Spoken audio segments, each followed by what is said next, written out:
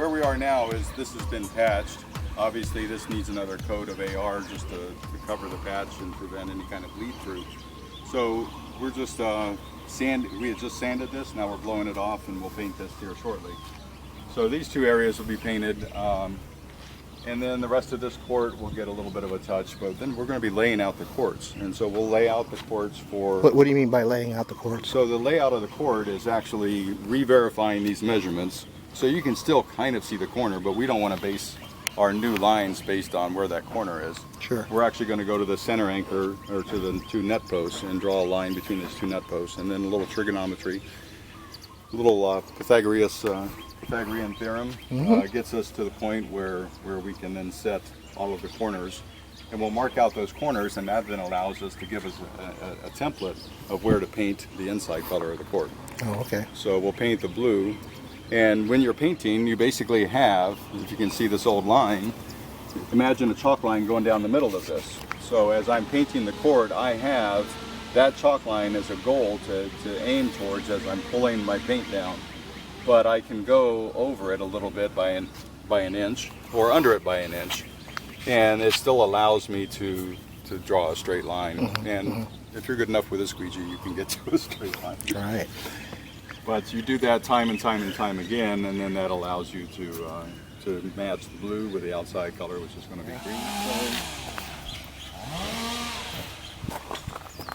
Paint typically shows up in a 400-pound keg of 30 gallons of sand and pigment, and the emulsion itself, it comes undiluted. So this then has to be diluted, so you have to split your drum into an empty drum and mix it in here, and then take a bucket and pour it into a 5-gallon bucket and carry those 5-gallon buckets out onto the court. Or in the case of this, we take an old 55-gallon drum, and this old 55-gallon. So this is the most efficient way of doing a couple of tennis courts, is to actually mix up your 55 gallons in here, and that's enough to do one entire court. 155 is one quart? Well, one quart is about 65 gallons, so you have to have a little bit of spare and then mix it back in. Gotcha. But then that allows you to box it, mix up the colors uniformly, get it all properly mixed, and then easy to distribute, very quick. So when you can pour a 5-gallon drum in 2 seconds, and it's hot outside, it's the next step after this is laying out those lines and then painting the interior colors. We just have to hold off on painting the interior colors because they still have one light pole to set. And so tomorrow morning they're going to bring that big grate all in.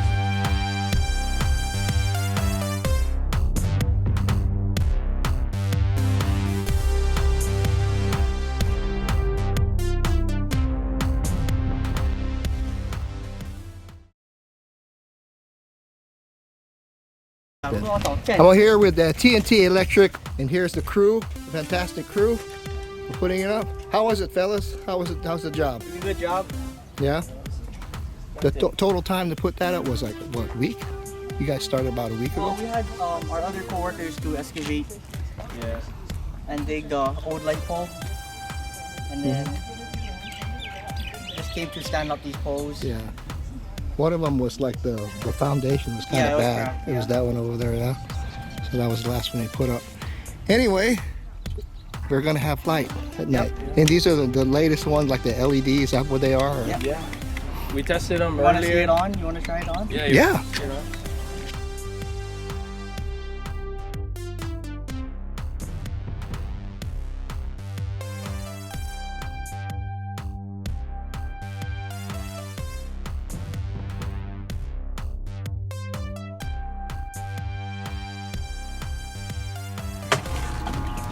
These are the controllers.